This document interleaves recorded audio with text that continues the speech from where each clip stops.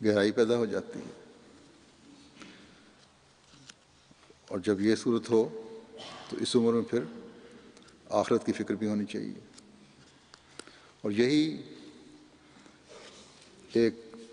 ایسے شخص کا، ایک ایسے مومن کا جو ایمان، جس کو اللہ تعالیٰ پر ایمان ہو، یقین ہو، اس کا تقویٰ میں ترقی کرنے کے لیے اس کی کوشش ہو، تو پھر اس کا یہ سوچ ہونی چاہیے اور یہ رویہ ہونا چاہیے. کیونکہ ایک احمدی نے اپنے عہد بیعت میں اس بات کا اقرار کیا ہوا ہے کہ اس تقویٰ میں ترقی کرنی ہے، تمام اعلیٰ اخلاق اپنانے ہیں. اس لیے اس کو تو عمومی طور پر اور اس پختہ عمر میں خاص طور پر یہ سوچ اپنے اندر بہت زیادہ پیدا کرنے کی ضرورت ہے. کیونکہ انصار اللہ ہے، ایک ایسی عمر ہے جو نحن انصار اللہ کا اعلان کرتے ہیں. ان کو تو ہر وقت یہ بات اپنے پیش نظر رکھنی چاہیے. عہد بیعت کا خلاصہ کیا ہے؟ شرک سے اجتناب کرنا، جھوٹ سے بچنا، لڑائی جھگڑوں اور ظلم سے بچنا، خیانت سے بچنا، فساد اور بغاوت سے بچنا، نفسانی جوش کو دبانا، 5 وقت نمازوں کی ادائیگی کرنا، تہجد کی ادائیگی کی طرف توجہ دینا، استغفار، دعاؤں اور درود کی طرف توجہ دینا، تسبیح و تحمید کرنا، تنگی اور آسائش ہر حالت میں خدا تعالیٰ سے وفا کرنا، قرآن شریف کے احکامات پر عمل کرنا، تکبر، نخوت سے پرہیز کرنا، عاجزی اور خوش خلقی کا اظہار کرنا، ہمدردی خلق کا جذبہ اللہ تعالیٰ کی رضا کی خاطر اپنے اندر پیدا کرنا، اور حضرت مسیح موعود علیہ الصلوۃ والسلام کی کامل اطاعت کا جوہ اپنی گردن پر ڈالنا. یہ ہے خلاصہ شرائط بیعت کا. بس اگر غور کریں تو یہ باتیں ایک انسان میں تقویٰ میں ترقی کا باعث بنتی ہیں، اور یہ کم از کم معیار ہے جس کی ایک احمدی سے حضرت مسیح موعود علیہ الصلوۃ والسلام نے توقع فرمائی ہے.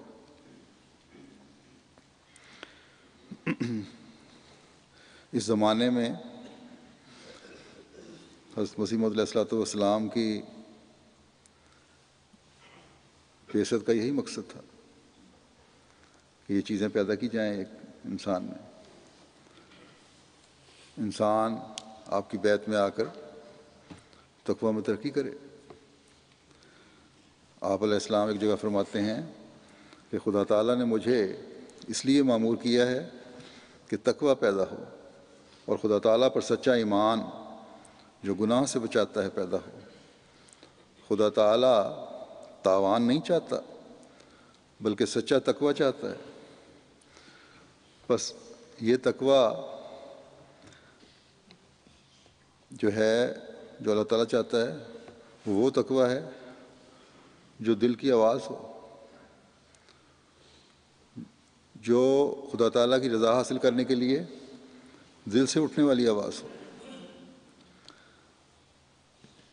یہی باتیں شرک سے پرہیز یا ان باتوں پر عمل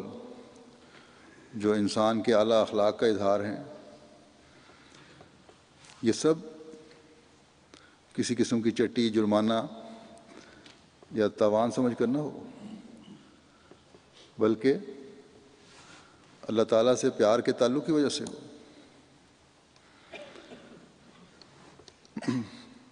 ایمان کا وہ مقام ہو جس کے بارے میں خدا تعالیٰ فرماتا ہے کہ والذین آمنوا اشد حبا للہ، اور جو لوگ ایمان لانے والے ہیں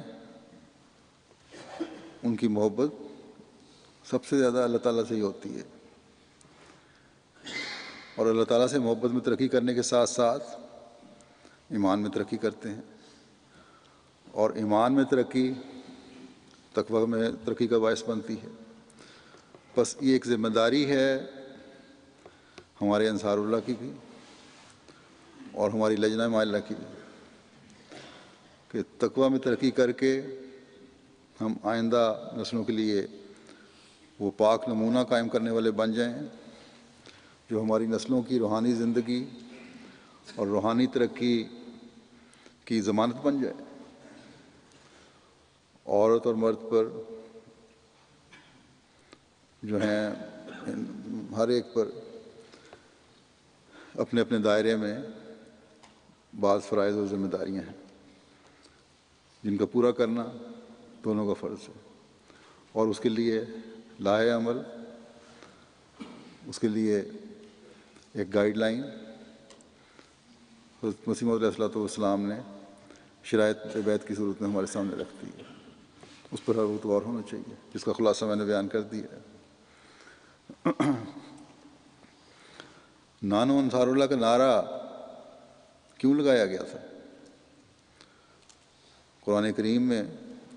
ہمیں دو جگہ اس کا ذکر ملتا ہے۔ ایک سورہ آل عمران میں اللہ تعالیٰ فرماتا ہے کہ فلما احس عیسیٰ منہم الکفر قال من انصاری الی اللہ قال الحواریون نحن انصار اللہ آمنا باللہ واشہد بأننا مسلمون۔ بس جب عیسیٰ نے ان میں انکار کا رجحان محسوس کیا تو کہا کہ کون اللہ کی طرف بلانے میں میرے انصار ہوں گے؟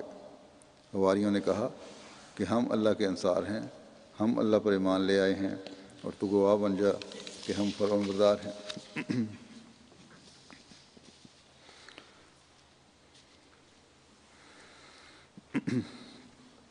جیسا کہ آیت سے ظاہر ہے،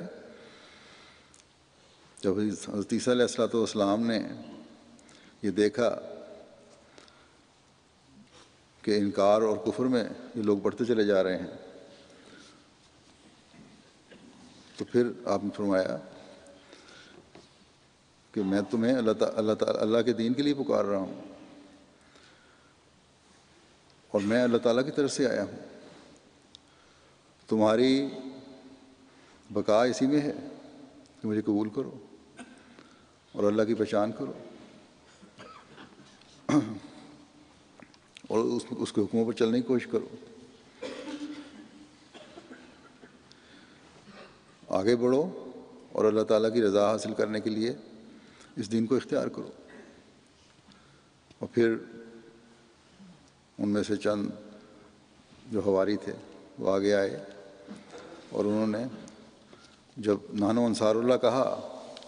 تو یہ دعا بھی کی کہ ربنا آمنا بما انزلت واتبعنا الرسول فاکتبنا مع الشاہدین، کہ اے ہمارے رب، جو کچھ تو نے اتارا ہے